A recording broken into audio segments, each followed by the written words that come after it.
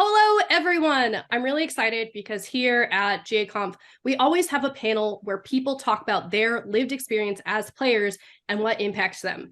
And this panel is something very near and dear to my heart, or should I say stomach. This is the panel on motion sickness, sim sickness in video games, getting seasick in cyberspace. I am lucky enough to be joined by three amazing people today who are all here to share their experiences. But first, I'm going to introduce myself. So hello, I am Tara Voelker, she, her, and I'm going to be moderating this panel. And if you're watching this live in person, then you've been listening to me chat all day. I am joined by Leon the cat, he, him, who will just be offering his 2 cents pretty much constantly. And this is why he has his own Discord emote, because he is very, yeah, I know, sim sickness really does suck. But it's not about me, it's not about Leon, it's about our amazing panelists today.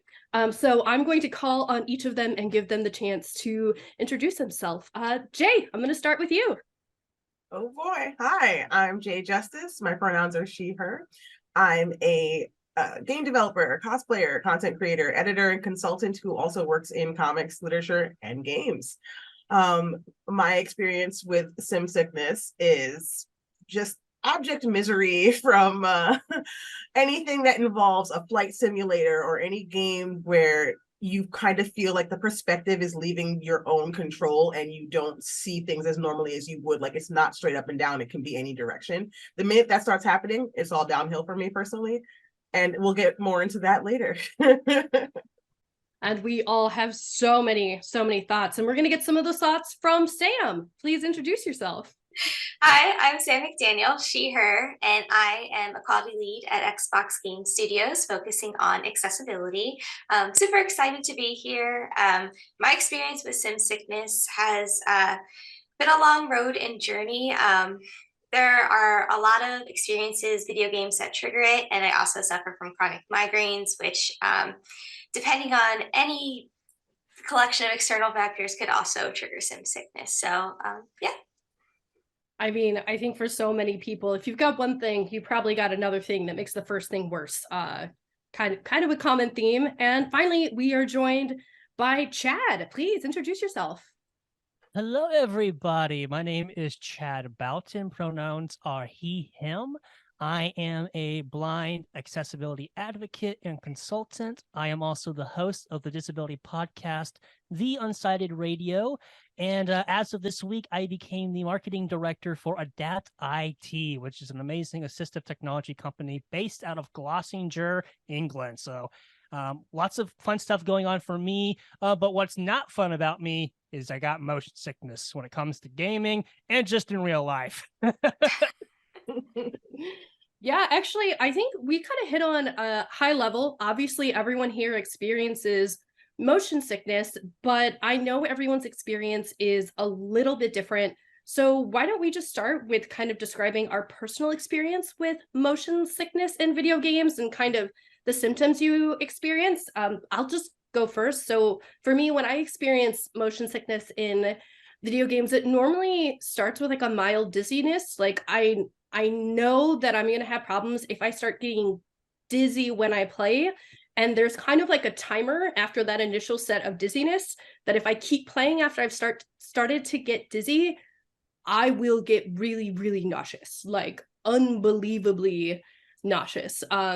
Luckily now, like if I start to get like, I don't know, it's like a terrible spidey sense for motion sickness. Like if I feel that spidey sense go off, I'm like, I can't play this. I gotta stop now. And I'm able to back away before I vomit. But yeah, it always starts with like something I can literally like feel it in the front of my head. And I'm like, oh, this is bad.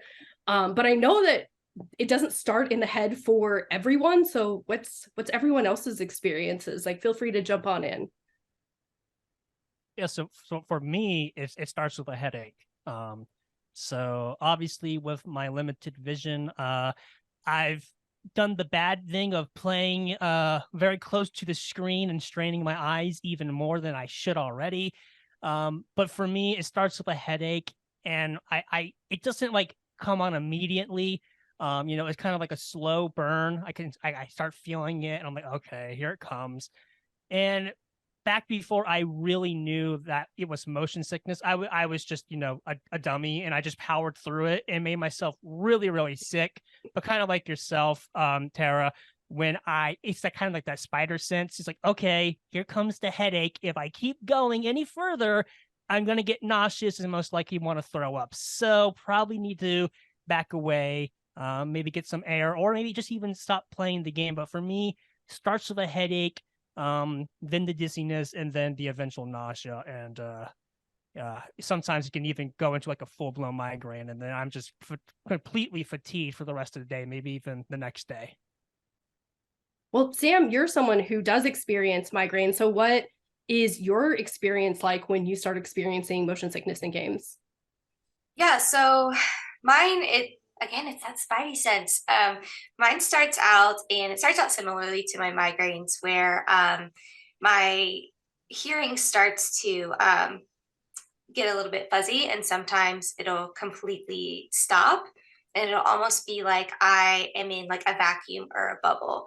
And that's when I know, like, something's going on. And during video games, when that comes, that's usually followed by dizziness and shaking. And then I start to get nauseous. And then if I push through and I don't stop and lie down, or just take a minute, then I could like accidentally trigger a full-blown migraine, which for me can last upwards of 72 hours. And so that's just me being out of commission for multiple days. And absolutely, I feel with migraines and with motion and sim sickness, once it triggers, I have to be really careful for like the next few days, because I feel like I'm more sensitive, more prone to it. So I could just re-trigger and put myself back in that cycle. So yeah. Yeah, and Jay, I would love to hear about your experience as well, because I know that yours was a little bit different in that, there was something that triggered you to start having motion sickness. I didn't always have it. So you guys are saying that since you started playing video games that had these kind of features that like cause the sickness, you've always had these problems? Okay. Yeah. So I used to play VR games. Luckily, I had not invested in a VR system, because I'd be so mad now. I've played like Beat Saber and like all these games with my friends would like have me at their house, and I would play stuff with them. And I actually played an alpha and a beta for a game that I really loved that had a really good flight simulator. And then when the game came out, I had, between that time period, like over a year, I had suffered a TBI, a traumatic brain injury.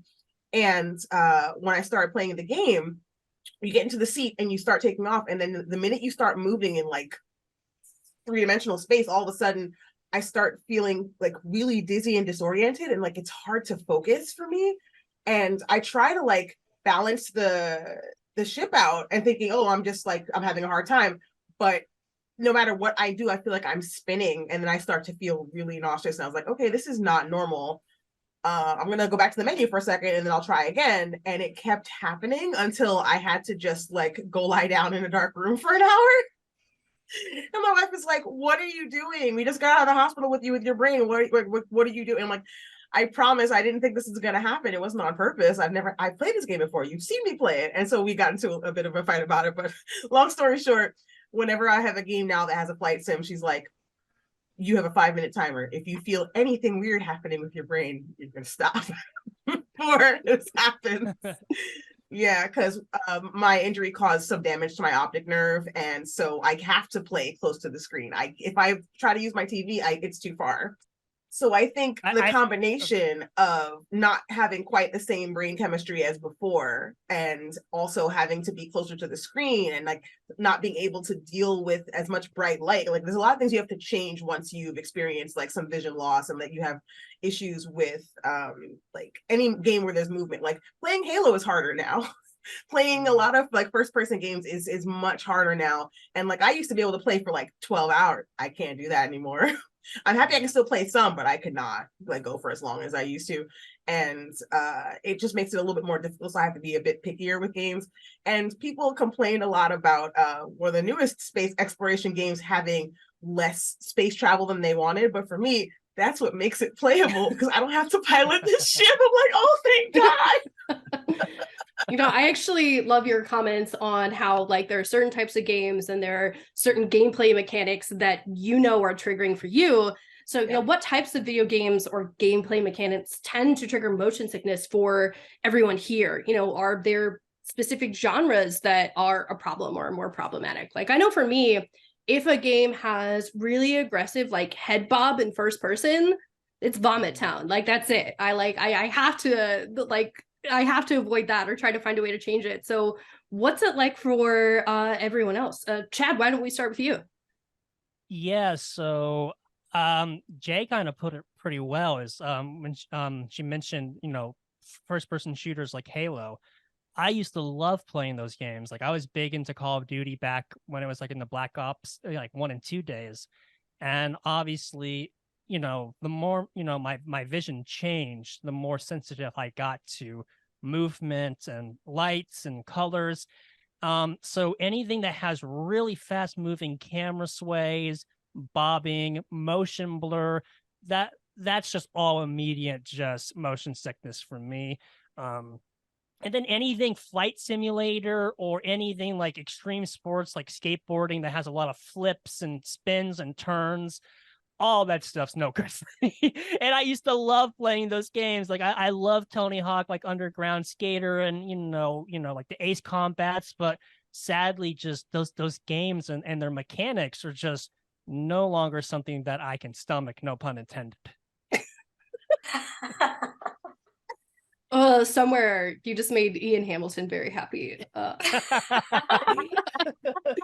It can't be a game accessibility conference without someone intentionally or unintentionally making puns about this kind of stuff. Mission accomplished. We can all Mission go home. accomplished. Sam, what about you? Is there anything specifically that is like, like do not cross go, do not collect $200? Oh yeah. Just like the other folks here, first person, anything first person, I know that if there isn't an option to transition to third person, I likely won't be able to play it, even if I disable motion blur and screen shake, any of that. Like it's still going to be difficult for me to be able to play the game. And then also, a lot of movement, like even if I am in third person, like if the game is on a boat and there's like a swaying or in a car, those tend to also trigger it. And so I tend to stick with titles that I can play like the character is walking and then also it can be far away in third person. Hey, I mean, it's safe. It's safe. And, when we play games, we want to have fun. And it's not fun, just feeling sick. So like, I know that for me, like I struggle because there's so many first person games that I love that I have to limit myself because, like everyone said here, once you play enough, like it's just really easy to just keep getting sick. And like I said, head bob, weapon bob are like my absolute worst enemies. Like I always have to have them disabled. And I know one thing we've kind of talked about so far is, Jay had a very unique experience of the traumatic head injury, kind of, starting her journey on this. But, Chad, you mentioned that yours has gotten worse over time. So I'd like to hear more about, do you think it was age? Do you think it was the games? Like, what do you think is making it worse for you? So I've always been inclined to motion sickness. Obviously as a kid, I couldn't go on really long car rides. I couldn't do roller coasters or like, the teacups at Disney because I would just get so sick. And, back in those days, everyone was just, oh, you just have a weak constitution. You just, you have a grumpy stomach. Just really made to feel invalidated to like, maybe there's something more.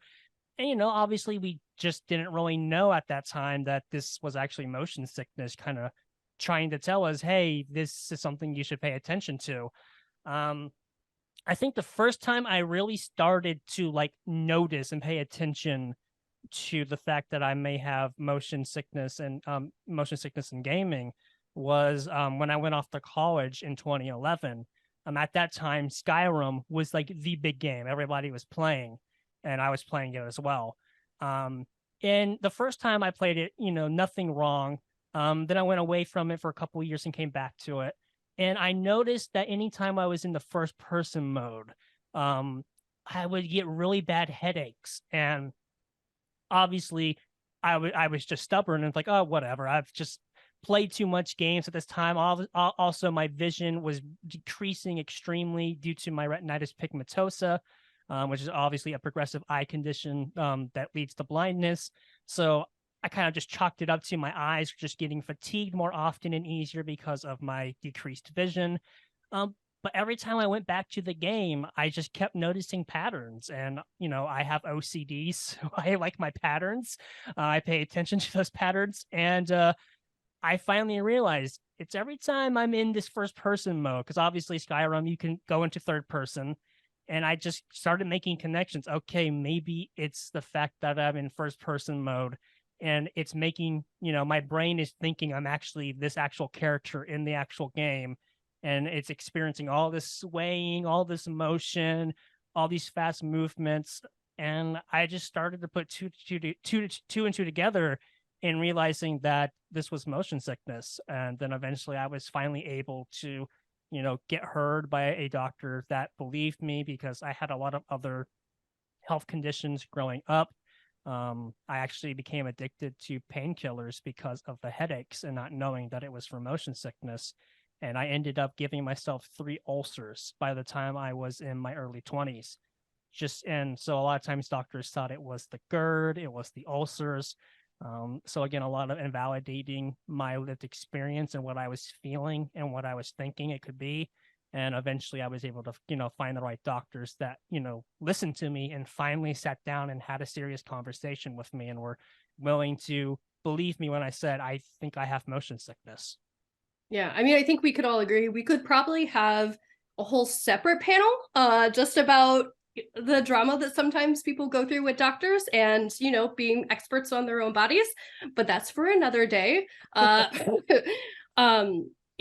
it was, really interesting that it took you a minute to figure out, oh, yes, this is actually motion sickness. And then you can reflect back on, literally having it your whole life. I do think that over time, I've also always had it, but for me, it's really interesting what triggers it. So for example, I could go on the loop-de-est roller coaster, not vomit, put me in the backseat of a car, vomit. And I can't tell you why that happens, but there's something about the backseat, but not on roller coasters. The roller coaster is closer to God. That's it. You're in his hand. You're safe. Yeah, this is literally Jesus take the wheel. But I think one of the reasons it is becoming more prevalent, one of the things that we just hit on were the types of games that make us sick, first person, any flight sim kind of thing. If we think back to I very rarely got sick as a child playing games. But think about all the games we played as kids. They weren't the game. They weren't in first person. A lot of them were 2D. Literally, as technology has gotten more advanced, the industry has just found new ways to make us sick, which is... We need to go back. Give me back the 8-bit games. That's a great point, though. The move towards the more cinematic, come be in this world kind of experience. That a lot of games have kind of moved forward because just the expression of art is just at such a higher level nowadays with all the technology we have with gaming. Yeah, and it's when what we're seeing is more realistic, it can be more confusing to our brain and just kind of start causing the motion sickness. Sam, how was your experience? Has it gotten worse? How's it being tied to your migraines? What's that experience been over time for you? Yeah. So I would say totally like you were saying earlier, Tara, when I was growing up, I was always playing my Game Boy Color. That was my jam. That only triggered my motion sickness if I tried to play it in the car, on road trips. My parents were like, no, absolutely not. So I actually remember the first time I experienced it in games, I was super excited to play the first Walking Dead game when it came out on my new Xbox that I just got, and that was the game that I bought to play it with. And the combination of the first person and I think the just like the increased immersion, like it was so different from a Game Boy. It was just like an immediate, and that was my first experience, like finding that I experienced like sim sickness to that level. And then that's only gotten progressively worse because of the increased graphics, the audio. I've noticed lately with spatial audio, because my migraines can be tied to like auditory factors and pieces in the environment, that the spatial audio creates almost too much immersion, and that can be a pretty instant sim sickness as well as migraine trigger. So I found that like the typical settings, the reducing motion blur, increasing field of view, and screen shake, those are all great, but if there isn't an option for me to adjust the audio or the visual, then I'm also going to get sick. So that's been an interesting thing for me to discover as I've become more in tune with my body, and then also become more experienced in, you know, what I need to access these games. Yeah, and I think one of the things that we've all kind of hit on here is like when we start getting sick, we do immediately go to the settings menu to figure out what we can adjust. I mean, Sam, you just shared what you go to change. Jay, what's your first go-to when you go to the settings menu? I'm like, let's bring the graphics down to potato. Let's turn off any kind of motion blur. Let's just remove all of the trickery that's going to convince my brain that I'm actually in this machine, because that's what's causing me to get sick. Because the more they work on getting you immersed in it and making you feel connected to it, the disconnect between your brain and the rest of your body is what causes the feeling of like dizziness for me. That's like, it's so disorienting that I cannot focus on things afterwards. Like it makes it hard to see. Like I feel like I'm looking and everything is just, you the episode of Black Mirror where you can block somebody in real life, everything is just that blocked guy where it's just a walking blur of nothingness. So I'm like, yeah. And I think that's my brain's way of saying we have been exposed to too much. We would like to not see anything right now. So you have to just turn it all down. And the end result is that my computer gets less hot. So it's a win-win. And in some cases that does help a lot, and it prolongs the time I'm able to play. But at the end of the day, it's still just kind of a stopgap. So like if you're just trying to reach a point, like if you're working on a game and you just need to get past a certain checkpoint in your like your schedule or whatever, that will help me play for like maybe 45 minutes more than I would have if I hadn't changed the settings to be less like quick moving and like snapping and like lower frame rate and like things that make it feel like it's moving too fast. Like I honestly consistently buy older TVs than I could get, because the newer TVs, the frame rate is literally too fast, and it kind of makes me dizzy trying to watch my own TV. Like my in-laws were like, "Oh, can we have your old TV?" I'm like, "You can have the new TV. I'm keeping my old TV." Like, no, thank you. Right? Like, do you guys find that helps you? Like, using older graphics tends to be less triggering for your symptoms as well? You know, I actually haven't thought about changing It helps me so much. But I also, I'm a person that when I buy a TV, like that TV better like be near dead if I'm buying a new one. Like, so I think I just naturally use old TV. We got a bigger apartment, so I was like, okay, we'll get 2 ones. But then we moved to Asia, and I was like, I'm not bringing this TV with me. So I was gonna put one in storage. And like my in-laws were like, "We have one." I'm like, "You can have the new one." Exactly. I mean, that's kinder. It'll last them longer anyway. Exactly. You're just doing the good thing for your family. Yep. That's it. Mind you, they're older, and it's one of those like smart TVs, so they're probably yelling at it right now. I love that. And I would love just to see a video clip of that, because I feel like it would just give me a little joy in my life. Kill me. But Chad, how about you? I mean, are those the same settings that you would change? Do you have different needs? What do you look for if you're trying to find this workaround?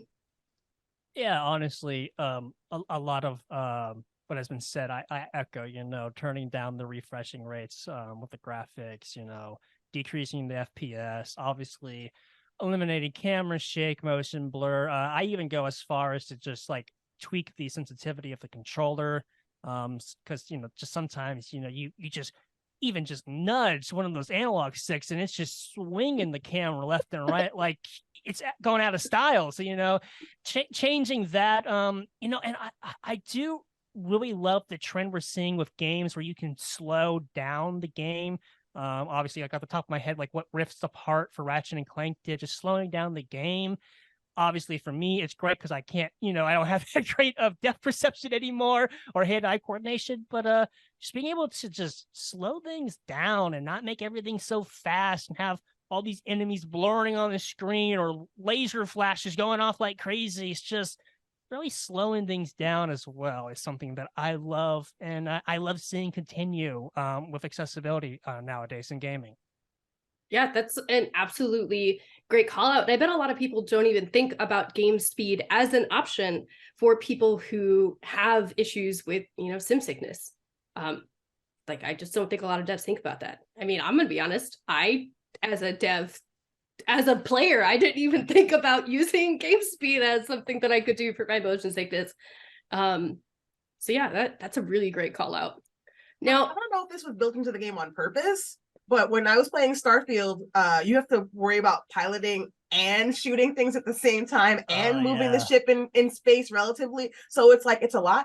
But at the level I'm currently playing at, the enemy does not shoot you so fast that you can't react. So you don't have to move the ship at lightning speed to do anything. And I somehow managed to survive a space battle. This is more than I can say for like any other game where I had to fly in space. I'm like, this is not bad.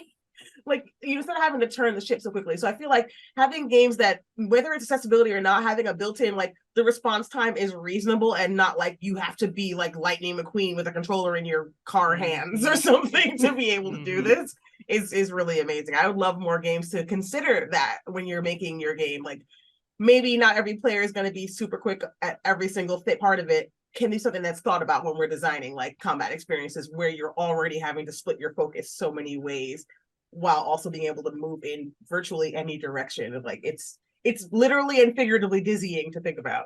yes. Yeah, exactly. 100%. So we've talked about playing on handheld. We've talked about playing on console. So, there's handheld, there's PC, there's VR, there's consoles. How do we feel about all of them? Do some of them make you more sick, less sick? I mean, everyone's shaking their head. So obviously, there probably is one we all agree on that makes us more sick. If anyone wants to talk about it, I'm like, who wants to go first and say it? If you die and go to the bad place, there's VR helmets for everybody. Okay, so I think we all agree it's VR. But Chad, you had commentary. Yeah, so I will never forget the first and last time I ever tried VR. It was when Pokemon Sun and Moon was releasing. GameStop did their midnight release, and I went with a friend. And they went all out, they had pizza, they had VR stands. I mean, they were really going all out for Pokemon Sun and Moon. And I was there and I was very interested in VR. It was obviously still kind of new. And I was like, okay, I'll give this a try. So I went over and tried it. And I think it was some sort of Batman game, like something Arkham or something. And I'll never forget, like, the first thing you are experiencing is you're like all the way on top of like this clock tower. And I have really bad coordination. So like when I walk, I move like left to right. So I'm wobbly. So I'll never forget just like being so up high, just wobbling on the edge of this clock tower, looking down. And I'll never forget, I literally fell on my butt on the asphalt in the driveway of the GameStop. And I was like, you know what? This isn't for me. No, I don't think no. I can't imagine Arkham Asylum, Arkham City, none of them in VR. He's swinging on rooftops. Lord. No. Yeah. It's like, okay, you know what? I can at least say I've tried it, but like, again, it's not for me. Yeah, so the first time I ever played VR, now there are some VR games I can do. Like if it's a VR game where I stand completely still, like in the game, like Beat Saber, I can play Beat Saber. which I absolutely love. Like, It's so oh my good. God, I love Beat Saber. But there's so many games that if there's any sort of movement at all, like it's a no-go. And I remember this was way back in like I think it was like an Oculus dev kit. Like I was at a studio that was going to work on a game, and it was my first time getting to try like a little demo that had been packaged. And I had the headset on, and for some reason, because this was early in VR development and we didn't like always know what made people sick, there was a jump button so you could jump. And so I was standing in the studio, and I was at one of our engineers' desks, and I put the headset on. He was like talking me through it, like I'm getting ramped up on the technology. And it was literally like, what does this button do? And I hit jump, and then I instantly thought I was going to vomit. I like ripped the headset off, and I was like, no. And I had never, it was the fastest motion sick reaction I'd ever had in my life. Like I mentioned spidey sense. There was no spidey sense. There was instant, you take the headset off right now or you're going to vomit. Like, and that was like my first gaming VR experience. And so it was rough. Yeah. Oh yeah. no. Not great. Yikes. Hey Sam, have you even tried VR, or have you just been like, I've heard bad stories? No. So the first time that I experienced VR, I wasn't playing a VR game, but I was in Disney World the week that Mission Space opened. And my sister was like, can you please go on this ride with me? And I was like, I like space. This seems cool. And they had to stop the ride because that was the day I found out that I suffer from vertigo and had to lie on the pavement outside the ride for like an hour before I could walk away. Oh no, honey. That's so The terrible. happiest place on earth. Oh no. Ah, you're right. Yeah, not the happiest place on earth that day. All of us have such traumatic stories. Oh, honey. So it went really well for you. Totally. I'm sorry, I'm laughing with you. I'm not laughing, guys. It's, just, we've all had those times where we've gotten motion sick in a very inconvenient time or place. Obviously, when playing games and dealing with real life motion sickness, the only person that can save us are ourselves. So what do y'all do to manage or cope with, getting motion sick while playing video games? Like all of us have talked about, sometimes you just stop playing, but like, are there strategies or techniques? What starts happening once you've started feeling sick? What do you have to do? If you can reset your brain, kind of, in my case, just like, go to the menu, look at something that's not moving for a little while, and then try to, whatever you can do to slow down or control the movement of what is causing it. Like, if it's something that you can turn off, then do that. But like, in my case, it's literally, I love space. I want to do all the space games so bad. So I will just move as slowly as I can through space in very short controlled bursts, because otherwise, the minute I have to turn and up stops being up and down stops being down, it's all over. Because that's for me, that's what tends to trigger it, because you kind of feel like you're spinning out of control, and then like it's just the disconnect between my brain and whatever other is going on. Just, it cannot be like, there's definitely a point of no return. Once you get to that point, no, there's nothing I can do. But if I feel it happening, I can at least try to like reset, go back, move as slowly as possible, and at least get to a safe point, finish the objective, whatever it is, and then take a break for the rest of the day so I'm not ruined for tomorrow. Yeah, that's my advice. Yeah, I think a lot of us, the goal is to not be ruined for tomorrow, because it can carry over to tomorrow. It's very similar for me, is to take those breaks. I always think back about how my mom would always nag me about, you play video games for too long, you need to go outside and get some fresh air. I'm just like, leave me alone, Mom, I'm playing Ratchet and Clank. And now I look back and go, she was right. She was right. She was right all along. Is I do need to take breaks. So that's what I do. I'll stop. Like, if I'm at a point where I can stop, I will pause, get up. Sometimes I'll go outside to get some fresh air on my face and just stay out there for like maybe 10 minutes, or just do the dishes, just so I'm not looking at my screen. But yeah, Mom, you're right. I gotta take breaks. It's official, Mom. You heard it here first. Yeah, hopefully she never watches this. That's what every mom wants to hear. He said it in a complete sentence. Mom, you were right. So we only have about 5 minutes left, and we've already covered so much. But one of the things I really wanted to talk about, and this is going to be kind of a two-parter, is, has there ever been a game like you full stop, like had to stop playing even though you were really, really excited about it? Like, what happens, like, if there's a game that is just like, this is a no-go?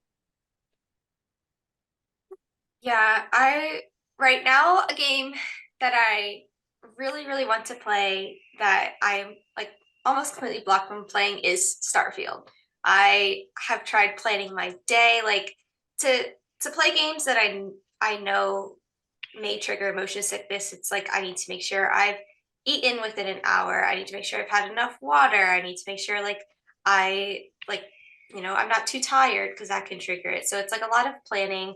Tried the boning, tried all of that, and I still I'm not going to spoil anything here, but I still cannot get past the tutorial in Starfield, no matter how hard I try, no matter what I try.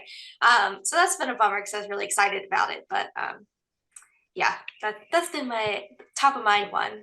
I'm not gonna lie, that took me a long time too. I understand. It took me a long time. Yeah, and actually, so I'm going to roll in the second half of the question and everyone can kind of touch on them both. So we all mentioned that all of us have some work that will involve us interacting with video games. And like, Sam, like you worked on Starfield. So like, what happens? Like, and what's it like when you are working on a game that you literally get sick from playing? Like, how does that personal experience and professional obligation, like how does this impact everyone? Sam, you can go first, but I know everyone's got a comment on this. I mean, yeah, I don't think there's any way to sugarcoat it or put it besides saying it's incredibly difficult and also incredibly frustrating because especially, working in accessibility, like I want to get eyes on the game. I want to make sure that that it's meeting what it needs to be as accessible to as many players as possible. Like not physically not being able to do that is really hard. In my work, we sometimes as an org will come together and play a game in development just to get, as many bugs as we can. And, we've done that for games like Starfield, and I had to plan my whole day. Like if I was in the office, I had to make sure I was at home by a certain time, that I ate, took boning, had the lighting in my room appropriate, and then had all my settings to go. And I had to do it at the end of the day because I knew it was going to make me sick. And I, didn't want to go into like the next work day or the next day, experiencing symptoms. And also I knew I wouldn't be able to complete, the other things I had to do that day. So I have to do everything I need to do and then work on the game. And just like all of that planning and preparation and like knowing how it's going to impact my body, it's hard. Yeah, I mean that it's not only literally a lot of work, but like emotionally it sucks. And Jay, I know that you also will have you'll be doing consultation work. What happens when you're consulting and you and the game are not getting along?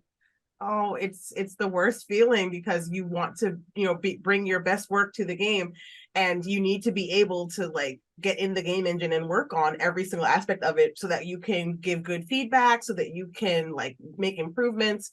And when there are times when it's literally an accessibility, it's an accommodation clash. It's like you would not allow someone who worked under you to harm themselves in order to get the game out. Like you have to treat yourself as kindly as you would treat one of your employees. This is what I'm constantly telling my friends. So like, why am I not taking my own advice? Right? Like, yeah. So I do the same thing. I set the timer. I try to give myself enough time to like, get everything appropriate for like the best possible outcome. And sometimes you still get sick. And it's deeply, deeply frustrating, but I don't want to give up. I want to bring my best work, and it's hard. It takes me a bit longer, and I feel horribly guilty about it, but I do not miss my deadlines regardless of like the pain that I'm in or how bad symptoms get. So I'm not going to say this is healthy, and I think that no one should push themselves harder than than they should. But it's a constant struggle between your pride as a developer and like taking care of yourself, because you want to be able to do the best work you can, but you have to admit your own limitations sometimes and prioritize your health over everything else, because if you burn yourself out, the recovery time is going to be even longer than if you just took a break and tried again tomorrow. So. Absolutely. And I know in accessibility and everything, it's really hard to sometimes step back because the impact of your work. So you don't want your work to slow down because you're thinking of everything around you. But you're absolutely right. You are a key part of that ecosystem. And if you wither away because you're not taking care of yourself, you're going to, slow a lot of things down and bring it down with you. And I think it's also really important for us to acknowledge that sometimes like your reality and your employment just like aren't going to get along. Like I have had studios that shifted from console development to VR development, and I actually left the studio because it was so physically uncomfortable. And you can only put in the labor that all of them were just talking about so long before you're just like, no, I've got to do something else for me. It is really challenging. Again, it's not just physical labor, it's emotional labor, and a little bit of it's a lot is what I'm trying to say, and I think we all agree there. This is going to be sad. I had a solo dev game that I've been working on for 2 years before and unfortunately it is a first person game. I have to redo the whole thing because I can't work on it anymore. The perspective is just it makes me feel dizzy when I try to play my own game. That is literally the worst. Yeah, I was like, and I really loved the way it looked. I still do. I think it plays really well, but it's not finished, and I have to do so much more work on it. And I'm like, I can't do this to myself. I have to just revamp it. So. Yeah, and that's the struggle. Yep. So we are just about at time. So what I want to do is just have each of you give your final thoughts. What do you want people to take away from this panel today? What do you want other players to know? What do you want devs to know as they step away today? Jade, let's start with you.